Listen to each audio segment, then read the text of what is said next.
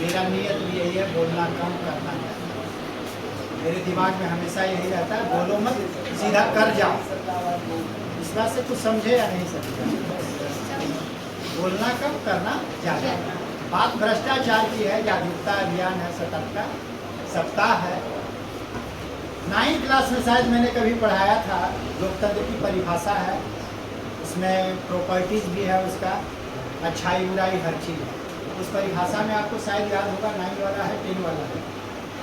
भ्रष्टाचार उसमें अंतर्निहित है, लोकतंत्र में भ्रष्टाचार अंतर्निहित है, ये उस परिभाषा में ही शामिल है। लोकतंत्र का जन्म जहाँ से होता है वहाँ से भ्रष्टाचार साथ चल रहा है। तो पूर्णतः समाप्त हो जाए ये उम्मीद की नहीं जा सकती कि भ्रष्टाचार हमारे देश से या किसी भी लोकतांत्रिक देश से पूर्णतः समाप्त हो जाए। पहुंचा है और जो जिनको लाभ मिलना चाहिए काफी कम लाभ मिलता है और बीच में ही समाप्त हो जाता है। और ऐसा भी नहीं है कि भ्रष्टाचार को दूर करने के लिए कहीं बाहर से आदमी लाना होगा। किसी न किसी को हमारे देश में ही जिम्मेवारी लेना पड़ेगा, किसी न किसी व्यक्ति को जिम्मेवारी लेना पड़ेगा और हमारे देश के ही होगा। तो जब तक लोगों में जागरूकता नहीं आती है भ्रष्टाचार के प्रति, भ्रष्टाचार वह दीमक है जो हमारे पूरे राष्ट्र को दीमक की तरफ ला रहा है, समाप्त कर रहा है, इसकी जड़ों को खोखला कर दे रहा है। इसलिए इस कार्यक्रम का आरंभ करते हुए, कोई भी कार्यक्रम आरंभ करते हैं सबसे पहले गणेश वंदना से। तो क्लास 9 एवं क्लास 10 की छात्रा है, वो गणेश वंदना से कार्यक्रम की आरंभ कर रही है। इसके बाद कुछ भ्रष्टाचार उन्मूलन से संबंधित कुछ विद्यार्थी लोग तैयारी किए हैं, वो भी कुछ गीत गाएंगे, कुछ बैनर है उनका। और मैं मेघाश्रम विद्यालय की तरफ से हम उसको कम करने का प्रयास करें, जितना अधिक से अधिक हो सके हम लोग अपने स्तर से प्रयास करें और सारे राष्ट्र को इसके प्रति जागरूक करें।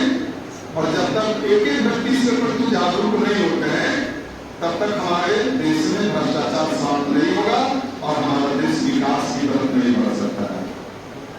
इसलिए कार्यक्रम को आरंभ करते हैं गणेश वंदना के साथ। आए सबसे पहले we can see that at every working department the corruption makes it very difficult to take a higher post on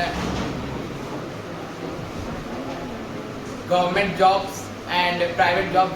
We can see in every department, government or private, the corruption is very high, at especially in India. To them, integrity can be defined as the practice of doing the right thing all the time. Example: behaving with honesty, trust, respect, fairness, responsibility, and courage. In life, having a solid moral compass is important. Integrity gives people moral and ethical clarity, ensuring that they only involve themselves in action. Bharat नहीं भूखा एक टुकड़ा जिसे देश सब कहते हैं, यह तो वैकुंठ जहाँ भगवान जन्मा करते हैं।